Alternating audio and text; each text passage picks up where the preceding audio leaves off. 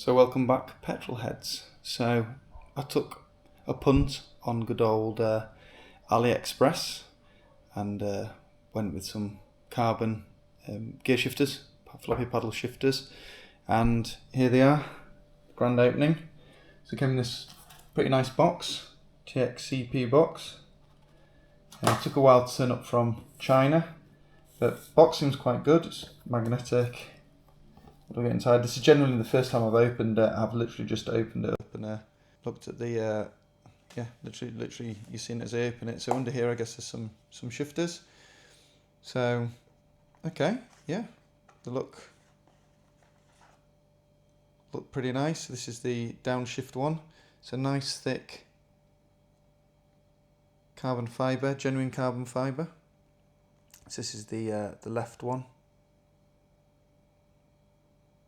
So, and then, ooh, that sounds nice. So yeah, pretty easy to fit in, pretty nice. So what else do you get in the box? You obviously get a left and right one for up and down, as you expect. Now the thing with getting them off somewhere like AliExpress is I think I paid about 80 quid for these.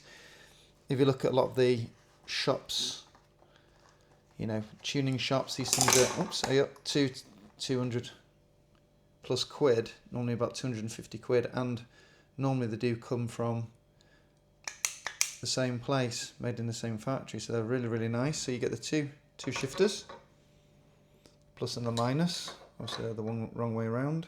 I don't think there's anything under there. Then in here you even get a fresh screws and a Torx bit to put them in with. Nice and easy job to do. I'll talk you through fitting these because it is a really easy job. Nothing complex at all to do it, and then we'll see how they work on the car, see how they look and see how they work. Right, so first thing is first, we need to disconnect the negative terminal from the battery because we need to take out the airbag, so you want to make sure that the battery is disconnected. Now this is a mild hybrid turbo, it does have more than one battery, but from a point of view of controlling the stereo, the buttons, windows, the airbag, everything like that, you only need to remove that one connection. So what we're going to do is disconnect it and then leave it about 5-10 minutes. Right, the battery's now disconnected. So on your steering wheel, if you turn it to the side, you'll see there is a small hole there.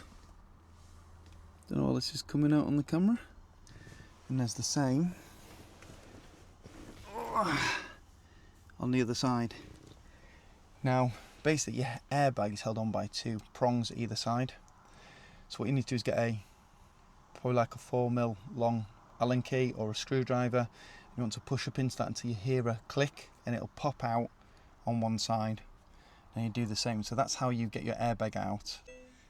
Okay, so once you push those two release pins, you can see that there and there, the airbag will come out. Sometimes these surrounds make it a little bit difficult to get it out. This is a bit of a nightmare compared to when it was stock. So all you want to do now is disconnect that airbag connection there to allow you to release it. So I'm doing this. Oh, wasp. Wasp, get lost, wasp. We seem to be inundated with wasps in this country at the minute. So I'm just going to put the camera there, which is probably a really bad angle. You probably should get in my leg just while I disconnect. So now that car's been sat long enough, should just be able to disconnect the airbag. There we go, like that. So this is now safe. So I'm just going to put it face down on the seat. Now in the corner you've got this here and this here. So they are actually hiding the screws that hold the shifters on.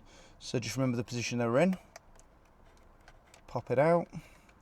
And can you see there's a screw hidden down there. Same on the other side. Just remember the position they were in.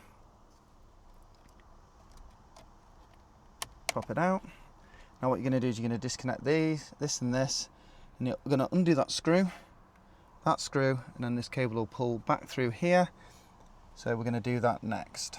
So once you've done that and you've got them disconnected, we need to unscrew that and then feed the cable and the connector through that hole after unscrewing that. So what I'm going to do is I'm just going to unscrew that single screw.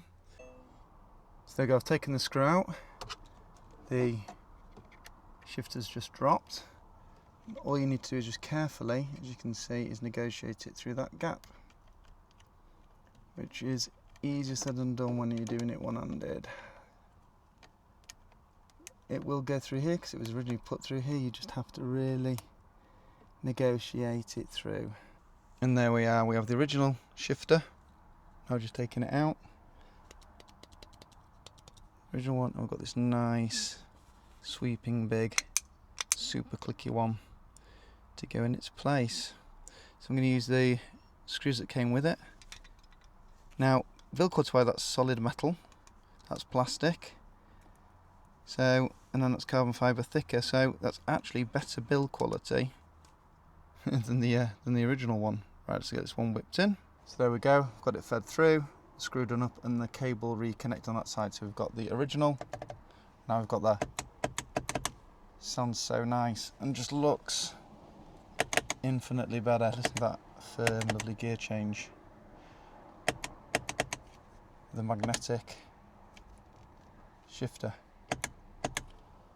Downshift one in, connect to the cables, and all you do is you connect the airbag back up and you just push it in central, in hard. Obviously your horn's not going to go off because everything's disconnected, so don't worry about pushing the horn hard. And there you go, you have successfully upgraded your rubbish looking silver shifters to nice magnetic-y sounding carbon fibre shifters.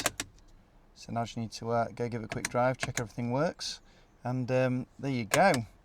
I've carbonised pretty much as much as interior as I can do, completely changed the look of the steering wheel from stock, and yeah, so carbon interior, carbon, these are real true carbon covers for here and here, carbon for the gear knob, carbon piece there, carbon piece up here, and then the carbon steering wheel surround, and then finished off with the carbon shifters. So full complement of carbon on the inside, and I think it looks so much better, looks so much more G80 style. It's just missing the red buttons here and here, and you know you could mistake it for a true M car steering wheel. So thanks for watching. Hope it was of use.